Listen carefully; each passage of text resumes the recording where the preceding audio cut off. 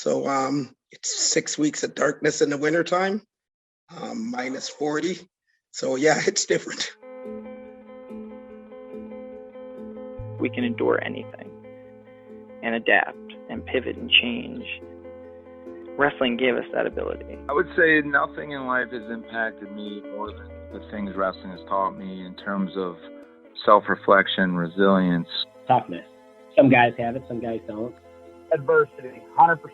How to pick myself up and be a man after I failed. And everything that has shaped my life and where I'm at today would not be there without the values and basically the lessons I've learned through the sport of wrestling. For me, wrestling saved my life because it allowed me to focus and channel my energy. We're fortunate if you wrestled, because if you wrestled, natural talent helps, but it's 5% of the ingredient. It pales in comparison to heart and technique and effort. It humbled me, taught me humility. Nothing can humble you more than wrestling. I think it's the learning to adapt, right? You learn how to adapt, you learn how to solve problems. You know, if I look back at my time I spent wrestling, if they gave me one thing more than anything else, it's mental toughness. Ladies and gentlemen, welcome back to the Wrestling Changed My Life podcast, presented by Spartan Combat. This is your host, Ryan Warner. It's Wednesday, December 28th. I know we're getting you this first episode late this week. I've been heads down with our latest audio documentary that's going to be going live in March. I'll announce the subject of it in January. I've been putting a ton of time into it, and I can't wait for you guys to hear what this audio documentary is all about. So because of that, getting you this first episode late this week, but let's get to it. This episode is with Eekeeluak Avalak and his coach, Crooks. They're from the Arctic, 40 miles north of the Arctic Circle, and yes, they have wrestling there. And given that we're in the midst of the holiday spirit, being grateful for things and just kind of taking account of all the blessings we have, I wanted to bring Eeke on the show because he has an incredible story, very inspirational, and what this young man had to go through just to compete in wrestling is very inspiring. So I hope you enjoy this episode. Fan of the week is Pablo Di Maria. That's at the CA Wrestler on Twitter, covering all things, all levels of wrestling in California. Pablo, we greatly appreciate your support. Last but not least, folks, this episode is sponsored by Beat the Street Chicago. They're our favorite nonprofit, and they just released a short documentary film on the Beat the Streets National Duels, an event they hosted last June where they brought Beat the Streets organizations from across the country to Chicago to host a dual meet tournament and an immersion experience for these kids. So go to btschicago.org to watch the film. This episode is also sponsored by QUANT Wrestling. QUANT takes the Moneyball approach to college wrestling. They track and timestamp hundreds of activities in a college wrestling match, input that data into their cloud analytics platform, and on their app, which you can download in the Apple and Google Play stores, you can see detailed statistics on college wrestlers. You can compare different wrestlers. So go to QUANT Wrestling on the Apple and Google Play stores. QUANT Wrestling, download the app now. And that's it, folks. Let's give it up for Eekeeluak Avalak. All right, folks, we're here with Eekeeluak Avalak and his coach, Coach Chris. How are you guys doing today? Good, thanks. I'm doing good, thanks. It is an honor to have you gentlemen here. Eeke, where are you at today? I'm currently at my place in Edmonton, Alberta. And your story is really inspiring, and I think we should just get right into it from the start. So, where did you grow up? Give us the kind of your background. I grew up back in Nunavut, a place called Cambridge Bay, Nunavut, and growing up, I lived with 3 different families. That's not including mine, and I just, yeah. Where is, like, how big of a town is that, and where is that at? The town is about 1,700 people, and that's above the Arctic Circle on an island called Victoria Island. Above the Arctic Circle. Wow. And Coach Chris Crooks is on the line.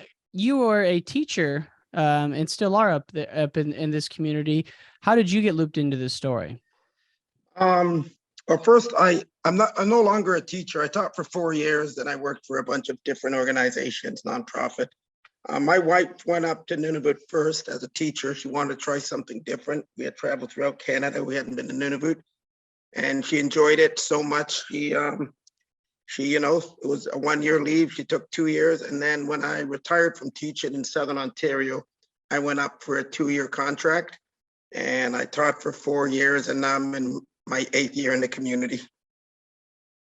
And for folks who aren't familiar, how would you describe like the biggest difference between what the daily life is like in this community, Nunavut, versus what we may be used to?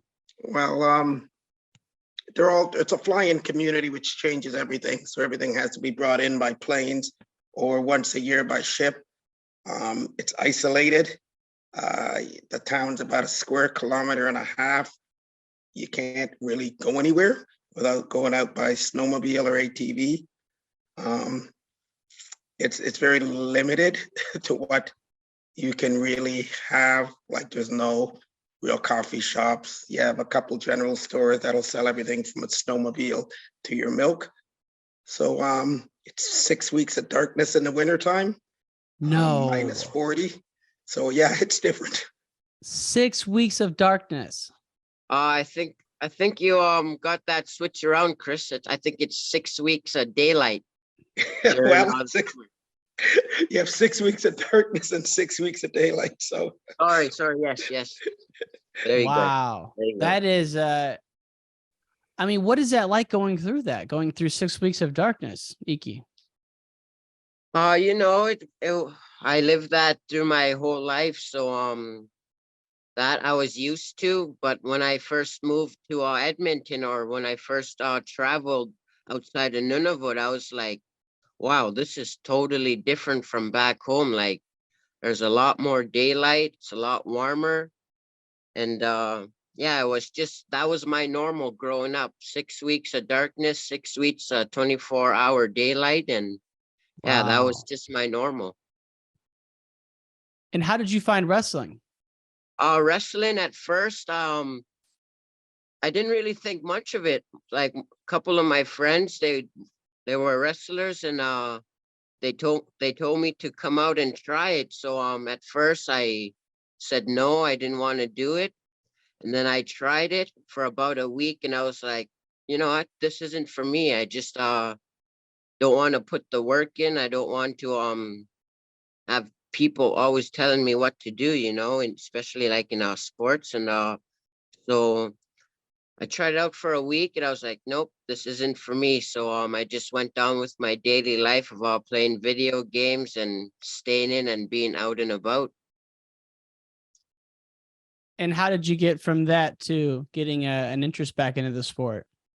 So one of my friends is actually my cousin. He came back from the territorial championships in 2015. And then about 2016, he came to my house, and then we just started rolling around, and he told me the fun times he had being in a different community and the people he met. So I was like, I like to meet people and I like to travel. So there was my opportunity. Like I said, when I first tried it, I didn't think much of it until I heard about traveling and meeting new people. Before that, I was only out like getting out once a year on holidays. And I was like, you know what? If I want to meet new people and travel, then there's my opportunity. So I started going to practices, started put it in the work in, and got my first tournament in 2016 when I was 12 years old. I won that, and then as soon as I won the tournament and got the feeling of being in a different community, I was like, you know what? This is what I want to do, and I'm going to stick with it. Wow. That's awesome. And then so you initially get into it for this urge to explore and travel. What was your first experience like traveling to a tournament? It was a very nerve-wracking seeing totally different people. Like there was only 3 of us, including my coach that was from the Kitikmeot region, and it was very nerve-wracking. Like there was just 4 of us from the Kitikmeot region, and I sort of felt, oh, I don't know, I felt like it was sort of a cultural shock considering I haven't traveled much, but I just went there to wrestle and have fun. And yeah, I won that tournament when I was 12. Wow. I can't even imagine like you said, the culture shock of seeing just being wrestling in your first tournament's nervous enough. Like anyone goes through the first tournament's terrified, but doing that in a whole new environment is a whole nother experience. Yeah. And at the time I didn't really think of it, but it was like, now that I'm older and I realize it was just to get away from like all the trauma and stuff that's been going on back home. And that was sort of like that was my medicine to get away from all that, which was wrestling.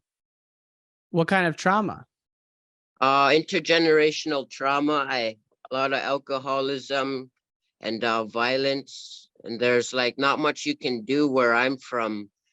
And wrestling was that outlet for me to escape that, even if it was just for a few days to a week. That goes a long way. So wrestling and my coach, without them I wouldn't be half the person I am today.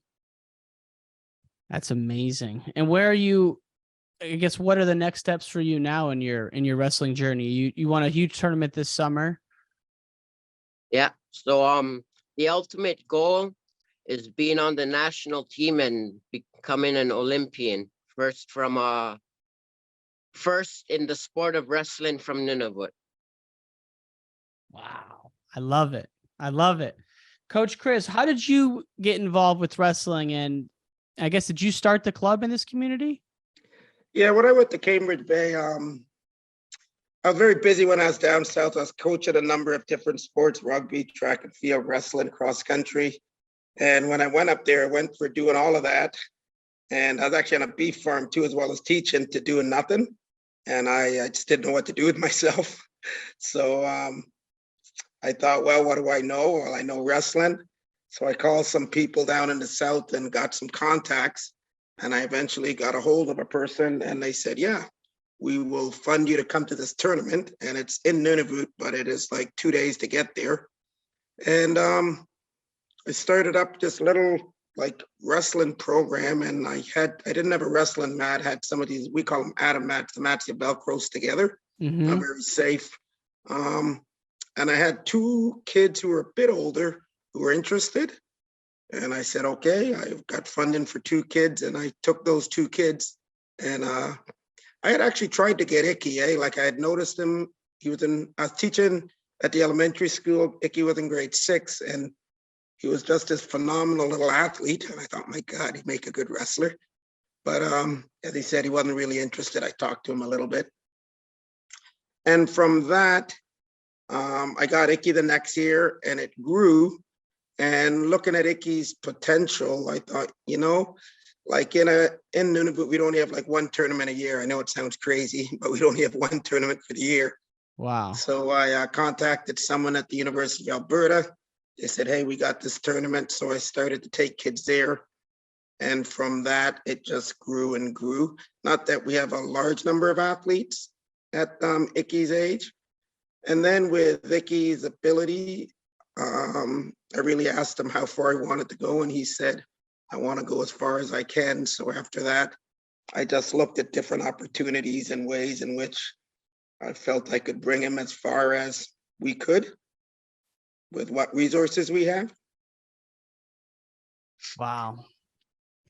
So I have, I'm trying to level set for folks who may not be familiar. Is Nunavut a state? Is it a region? I mean, how does it fit into Canada? It's a territory. So it's like a massive province. Okay. Like it's huge. It goes across about, I think, 3,000 kilometers. from the Arctic Ocean to the Pacific Ocean. It's huge. And yeah, it was created in 2000. So it's a relatively young territory. 1999 to be exact. Yep, 1999. There we go. How and when you say the South, what is that? Like a city we would know that you're referring to? When we consider the South, it's anything outside of Nunavut. Outside anything So, outside of it? Okay. Yeah, it's 26 fly-in communities. Some of them are as small as 100, 150 to the largest ones at Iqaluit of about 7,000. So we're all fly-in communities. So once you leave there, you head like to Edmonton, Ottawa, Winnipeg would be southern areas, but generally say anywhere outside of Nunavut's considered south. Got it. Okay. So 1999. And what is the history of how families initially got to this region? They're traditionally Inuit. So it'd be like what I guess what you'd call in Alaska Eskimos. Mm-hmm. So it would be an indigenous population throughout the north there. And the amazing thing I always find fascinating, anyone my age, I'm 61, would have been born in a skin tent or an igloo. So they're only a couple generations removed from the land, which is fascinating when you hear their stories. Wait, say that again. So anyone my age, so I was born in 1961. Yeah. So anyone around my age or a bit older would have been born in a skin tent or an igloo. So they're only a couple generations removed from the land. Wow. So that's fascinating when you think of that. Absolutely. And then because of how sparsely populated some regions are, what was your workout partner situation like? Like, who was your primary training partner? You can answer that, Icky. Oh, my primary training partner was my coach here, Chris. And I had like in the last 3 years, it would have been a 14-year-old boy who's living in Kelowna, BC. His name's Giuseppe Dimitrik, and 17-year-old girl named Eekeeluak Avalak, who's currently living in Cambridge Bay. Got it. And like, what does a typical week look like for you when you're going through your practice routine? Are you guys going every day, and what kind of cross training are you doing? We'd go 3 times a week, Monday, Wednesday, and Friday, so that we'd just be working on our techniques, doing some body weight workouts. And when we do some body weight workouts, say like we do some planks, like push-up position planks, elbow planks, and we try to depict a wrestling match.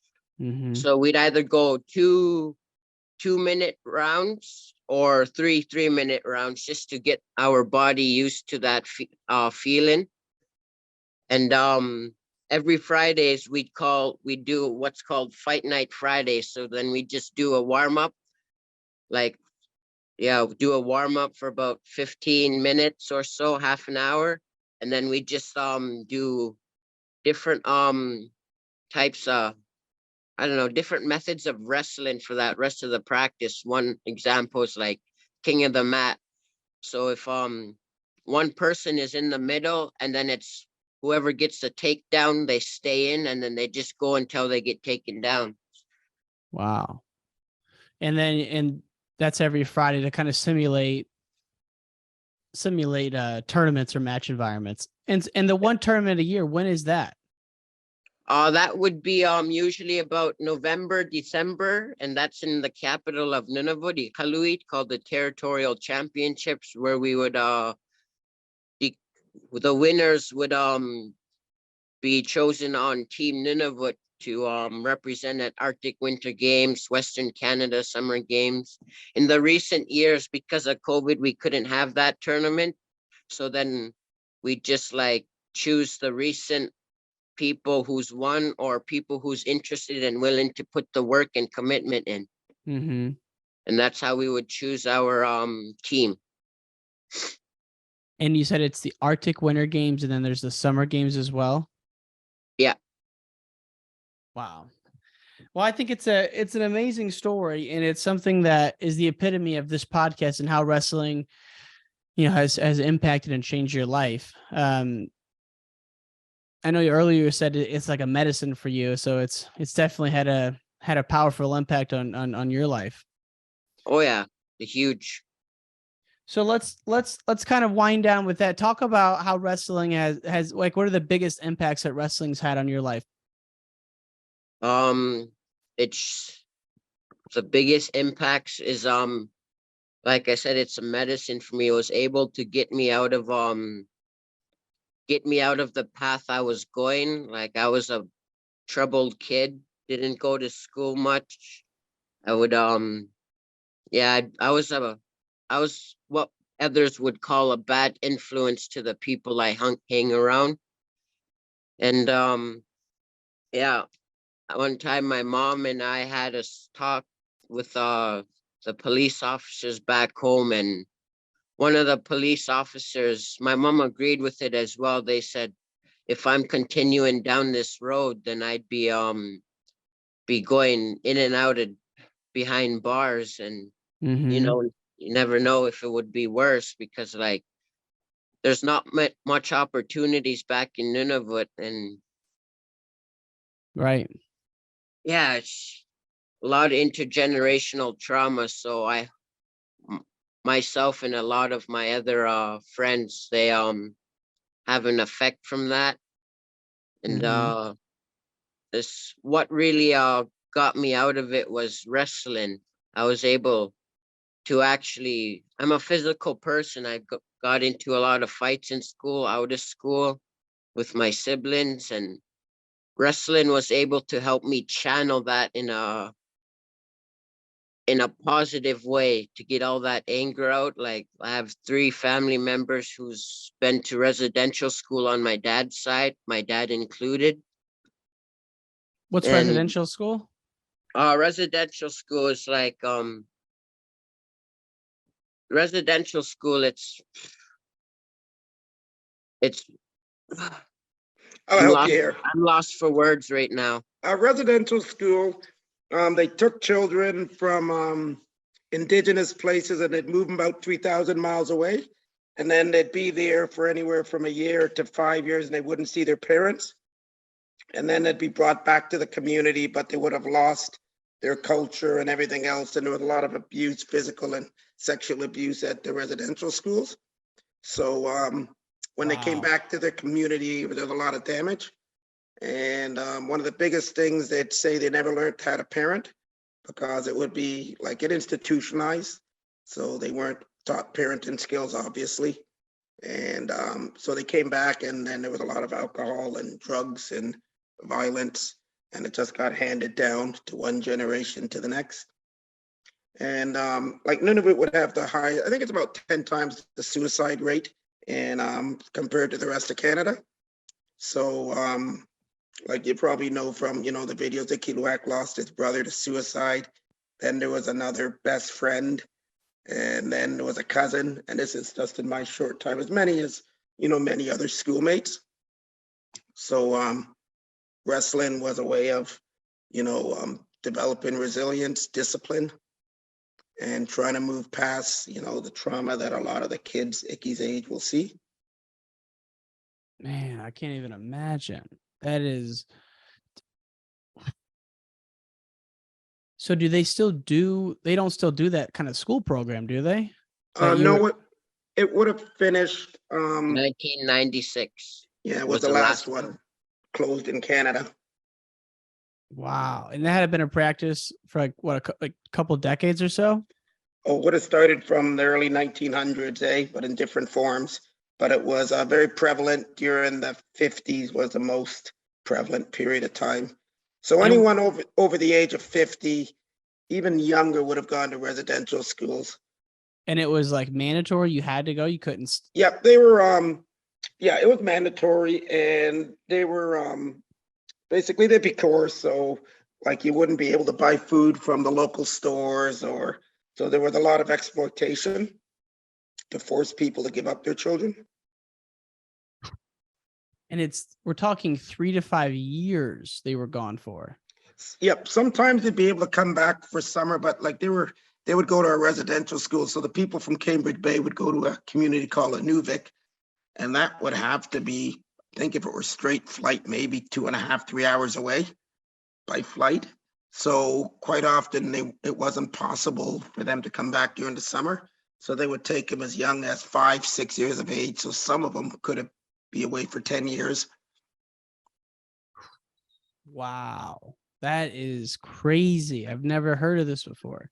So do you think that is a root of the rate that you mentioned there? Like, is that one of the big issues there and kind of the trauma that stems from that?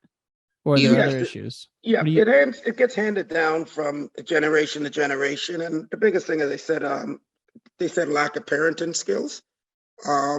It also makes a lot of distrust. So if someone doesn't want to go to school because their experience in school wasn't good, you just don't go to school. Lack of opportunities, there's housing issues. And the way to best describe it is like going to your high school. If you have a big high school, and you never ever leave that high school environment. So whatever happened in that high school will always stay there. And yeah, it just never leaves. Many of our communities don't have doctors. So one of my wrestlers, and I mean, I find it humorous in ways, but we're at a tournament and they're asking, when did you see a doctor? And he said, I've never seen a doctor.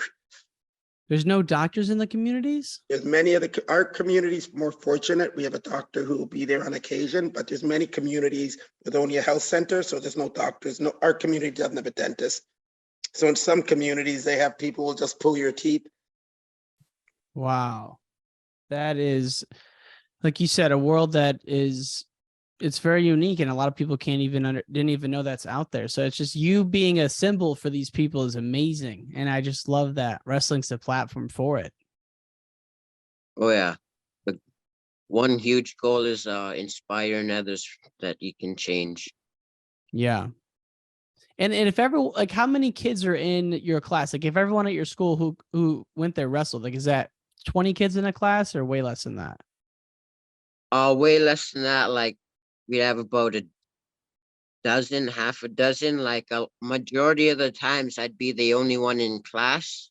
So another big cultural shock was when I came down here, is coming from being the only person in class to about 24 kids in class is huge. And I wouldn't say terrifying, but very nerve-wracking. Wow. So there would be no one else in class? A majority of the time. Just because they didn't have any desire or goal to continue on? Yeah. And how a lot of it is like, again, issues with their household, and like a lot of kids my age and younger, they'd be looking after their younger siblings or nephews. So that takes a lot out of them. Like, I'm speaking from experience as well. And why would you be tasked with raising your siblings? It's just like, again, going back to the topic of intergenerational trauma, like alcohol is a huge mechanism for people to escape and express their feelings from past traumas and whatnot. So they'd be going on benders of going out for days on end. Like, my dad, one time, he was drunk for 2 weeks straight. So wow. Yeah, it's a lot. That weighs a lot. You feeling like being the youngest of the family, but then again having to act the oldest and taking the responsibility. So that takes a lot out of you. Like, back in 2021, that's when I put my foot down, and I reached out to my coach and asked if I could live with them. So, and then he said yes. So then I got my stuff ready, and I packed out and left the household because I was tired of acting the oldest when really I'm the baby of the family, the youngest. And what was your experience like once you moved in with Coach Chris? It felt, once I moved in with him, I realized like, wow, I've never felt this before. I never felt like I actually it felt, you know, it felt like, I don't know, how do you explain it? I was I was like, wow, this is what a family actually feels like. I've never really felt this before. I've always only was surrounded by alcoholism and abuse. And when I moved in with them, I felt like I can just put my guard down. Like I felt I felt safe. I wasn't on watch 24/7 or a majority of the time, and I was able to sleep knowing I wouldn't have to wake up to my siblings arguing or get into physical confrontations with their other half. Like I felt like a punching bag in my household when my mom first moved away when I was 15 to about 17 when I finally put the foot down and saying, you know what this is just dragging me down, and I'm tired of having to be the adult in the household and being a punching bag. Right. Like without wrestling, if it was not for wrestling, there would there would have been some closer calls of yeah, Yeah. wrestling. Yeah, it helped me at times it helped me save my own life. That's a great way to wind this down, because I think it's just, again, such an important reminder. One, just how courageous you are for sharing your story and for being willing to push yourself beyond your environment. And Coach Chris, we just thank you for spreading the good word of wrestling and doing everything you can to help folks like Eeke. So, gentlemen, I just want to thank you again for coming on the show. Any last words before we sign off? Yeah, I just like my brother who committed suicide in 2015 before I started. He was he was like he was the person I looked up to, and wrestling was just after he passed away, wrestling was there to help me cope with all the anger I had. And then about 2 years later in 2017, one of my best friends had committed suicide after a bad snowmobile accident. Like his dad took his anger out on him, and he just couldn't handle the thought of what his dad would do to him. So he committed suicide the morning we were talking. And about 4 years later, one of my best friends, they also him and I weren't on good terms, and his suicide, I learned that you shouldn't hold grudges with anyone because you never know when's the last day you'll see them, and that's one big regret I hold. And again, Wow. wrestling's what helps is my outlet and my escape to everything that I've been through, and it just encourages me to be a better person every time I step on a mat. Well, you're an awesome example, and you've gone through more than most people could even imagine. And again, just thank you for sharing your story. It's a powerful one, and it's been an honor to meet you guys, and I can't wait to share this podcast with the listeners. So thank you again for coming on. Thank you, Ryan. It's been a pleasure. No problem. Thanks for having us. Thanks for listening to this episode of Wrestling Changed My Life with Eekeeluak Avalak. This episode was brought to you by Beat the Street Chicago. Go to btschicago.org/donate to support Beat the Street Chicago. This episode was also brought to you by QUANT Wrestling. Download the QUANT app now on the Apple and Google Play stores. QUANT Wrestling. Download the app now. If you enjoyed this episode, please give us a 5-star review. And for all past episodes, go to WrestlingChangeMyLife.com. We'll see you on Friday with a new episode.